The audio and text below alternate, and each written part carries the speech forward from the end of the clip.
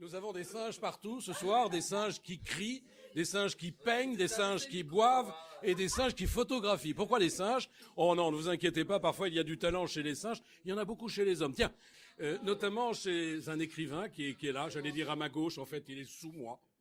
Oui, vous l'avez remarqué. Vous êtes au-dessus de moi. Non, je vous en supplie, ne dites pas de bêtises. Vous êtes en direct actuellement. Alors écoutez, moi je suis ravi de vous le présenter. Il s'appelle David Zaouï. Eh bien oui, c'est lui, vous en avez rêvé. Il est là, à Avignon. Et oui, à Avignon, nous ne sommes pas qu'une petite ville de province. Je le dis pour celles et ceux qui nous prennent pour des ploucs. J'en suis pas. Hein. Non, je sais. Et je suis heureux d'être là tout simplement parce que mon amie qui est ici, Natalia, a organisé la première. La première de quoi? La première d'un soir un auteur. Association créée en novembre 2018. Et nous avons le grand plaisir de recevoir ce soir David Zaouï pour son dernier livre, Sois toi-même, tous les autres sont déjà pris. Alors je tiens à dire quelque chose d'extraordinaire, c'est que tu as été, toi, formidable. Parce que tu as fait une prestation remarquable. Tu as interviewé Qu'est-ce qu'on en pense, David? Alors, David, on a rêvé avec vous quand même. Ah oui, non, mais un grand professionnalisme. Et je tiens à la remercier, d'abord pour son accueil, sa gentillesse, et puis de m'avoir invité, de m'avoir donné l'honneur de vous rencontrer tous. Des gens absolument charmants. Je suis un peu triste, mais je vais revenir de ne pas avoir assez de temps pour visiter votre jolie région. Et puis, je vais revenir te voir, pour t'embêter un peu. Alors ça me ferait vraiment plaisir. Voilà. Hein. Voilà. Alors, tu sais qu'en face de moi, là, tu as un directeur de théâtre, Ouais. tu as une comédienne, Oui, plus belle la vie. Ça lui plaît quand je lui dis ça, alors que... Vraiment, Non, parce non, que non. ma mère est fan de Plus belle la vie. Oui, oui. Ah, mais, Non, je te jure. Plus belle pour ma mère. Voilà, t'as deux artistes peintres là-bas, regarde, qui sont extraordinaires également, voilà, qui font des sourires, on peut les prendre en photo, et puis tu as que des gens de l'art et de la culture.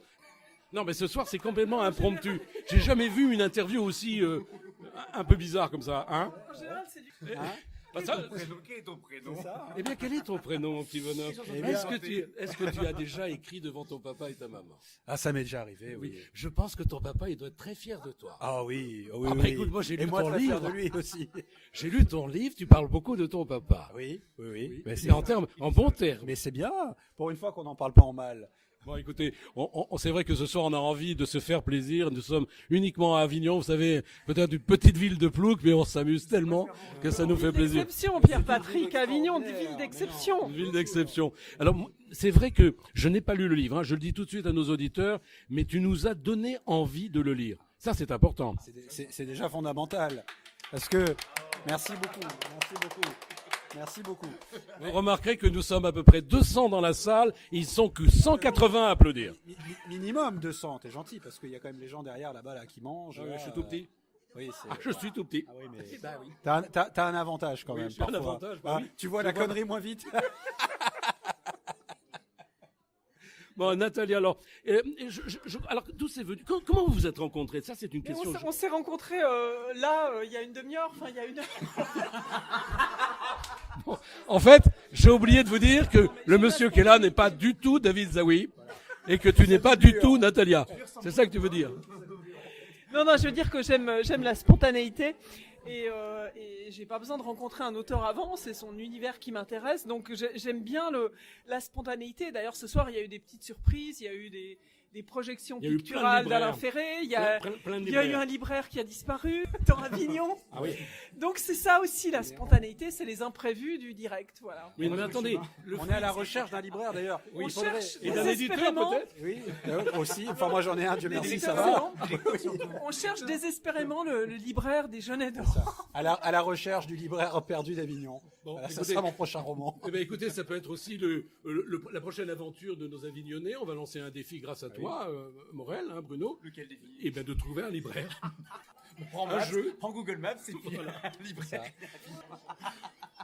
On espère qu'il lui a rien arrivé de mal à ce charmant monsieur. Alors, on va essayer de redevenir un tout petit peu sérieux, si c'est possible. Alors, effectivement, moi, j'ai trouvé que ça va être très... Non, je vous en supplie. Alors, c'est vrai que nous avons passé une soirée tout à fait exceptionnelle. David Zaouï nous permet de rêver à travers un homme qui pourrait être tout un chacun, c'est-à-dire vous, monsieur, vous, madame, vous, un artiste incompris ou connu ou mal connu, vous, l'artiste qui rêvait d'être connu. Voilà, c'est important. Et cet homme-là, bien finalement, il n'y arrive pas. Il cherche désespérément à s'en sortir. Et puis, il rencontre des gens qui sont savoureux. Parlez-nous un petit peu de Popol. Oh, pardon, Pôle emploi. Oui, mais c'est pas mal de l'appeler comme ça, Popol, finalement. Hein. Ça mettrait un petit peu de fantaisie à l'égard de tous ceux qui cherchent du boulot. Là, qu'est-ce que je peux dire sur Pôle emploi? Il y a des gens merveilleux qui travaillent au Pôle emploi, puis il y a des cons aussi, quoi, comme dans la vie, hein, comme de partout. Non, mais celui-là, il est savoureux. On l'aime presque. Oui, bah, vous savez, hein, quand les gens sont un petit peu comme ça, et qu'ils ont une personnalité singulière, il y a différentes choses, quoi. Alors, soit on les aime, soit on les regarde avec beaucoup d'attention, un peu comme des animaux perdus. Moi, c'est mon cas. Moi, je suis curieux de tout. J'aime rencontrer les gens, j'aime leur parler. Puis, il faut faire un peu gaffe avec moi. Hein. Quand je rencontre des gens un petit peu singuliers, ils risquent de se retrouver dans mes romans, quoi. Alors, moi, je pense que c'est vrai que ce roman est un peu singulier également.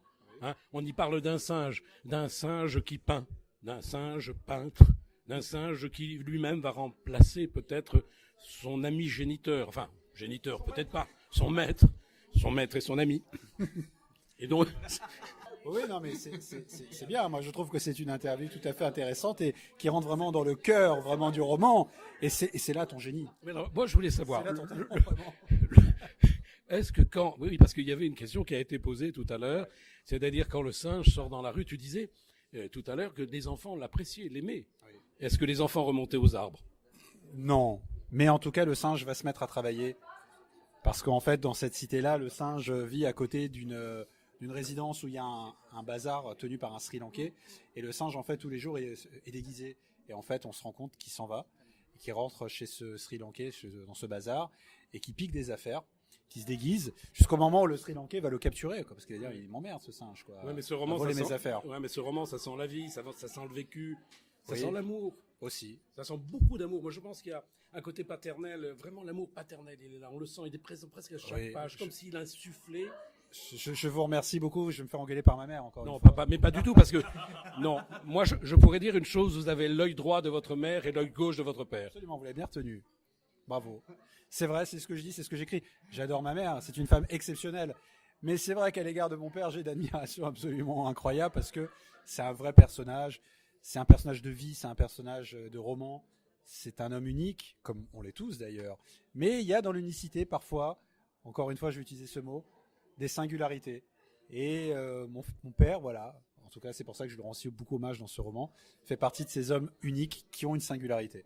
Alors vous voyez, si vous n'avez rien compris au bouquin, c'est pour vous inciter à le lire. Évidemment, on vous donne envie de le lire, on va pas vous donner la trame. Mais si vous aviez un pitch à nous donner, dites-nous tout, Natalia.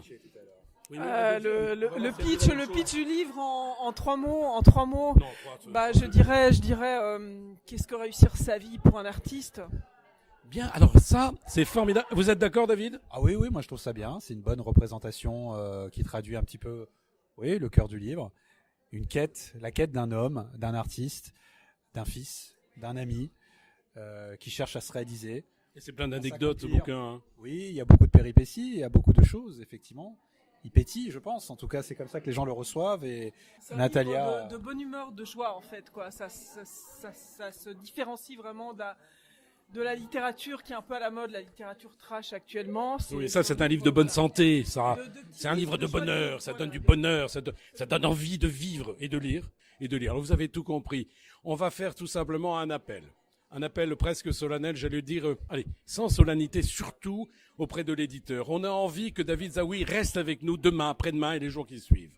Donc, monsieur l'éditeur, si vous nous entendez ce soir, et vous êtes à l'écoute, car vous aimez votre poulain et vos poulains, bien entendu, si vous l'aimez vraiment, permettez-lui de rester à Avignon.